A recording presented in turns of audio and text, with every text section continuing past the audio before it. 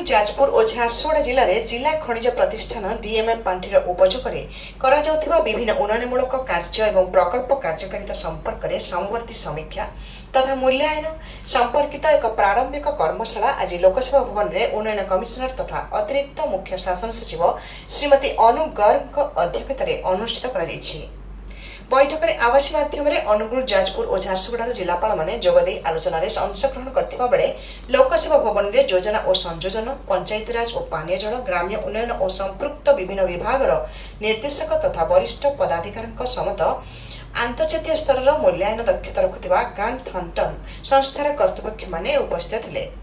एही मूल्यांकन प्रधानमंत्री खनिज क्षेत्र कल्याण योजना एवं जिला खनिज पांठी ओडिशा नियम रे रहिथिबा प्रतिविधान को संबोधित करी खनिज उत्तोलन द्वारा प्रभावित होइथिबा अंचल रे राज्य और केंद्र सरकार कल्याणकारी आभिमुख्य को मूल्यांकन करिवो।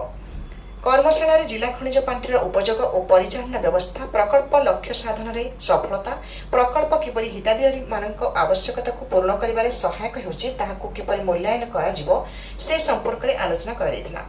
एही मूल्यांकन प्रकल्प कार्यकारिता समस्त अंशीदारी विभाग तथा संस्था मान भविष्य में योजना प्रस्तुति में सहायक होब। प्रकल्प कार्यकारिता कि समस्या रहुछि से सब आह्वान को चिन्हट करिबारे सहायता करिवो।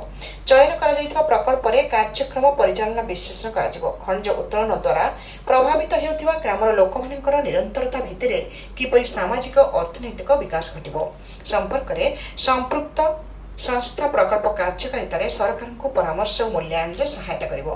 बैठक में यह मूल्यांकन अध्ययन सामग्रिक ढांचा व पद्धति वर्तमान सुधा निया जायतिबा विभिन्न पदक्षेप प्रश्नोत्तर कौशल जरिया सूचना प्राप्ति व समय सीमा मध्य प्रकल्प शेष करा एवं जिलापाल मानकठारु एथिपाई कि सहयोगर आवश्यकता रही से संपर्क में विशद भाव उपस्थापना करा और जिलापाल माने ए संपर्क में मत रखिथिले।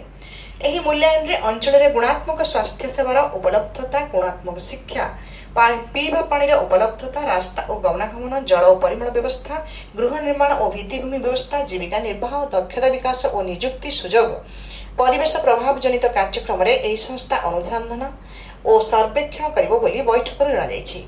आगामी सेप्टेम्बर मास सुधा एही मूल्यांकन कार्य सारिबाकू परामर्श दिया जायछि। पूर्त पंचायतीराज और पानीय जल स्वास्थ्य और परिवार कल्याण विद्यालय और गणशिक्षा विभाग महाशक्ति दक्षता विकास और वैश्विक शिक्षा विभाग महिला और शिशु विकास विभाग एवं जिला स्तर में जिलापाल मानक यह कार्य सहयोग करने को परामर्श दि जायछि। समृद्ध ओडिशारू रजत महापात्र रिपोर्ट।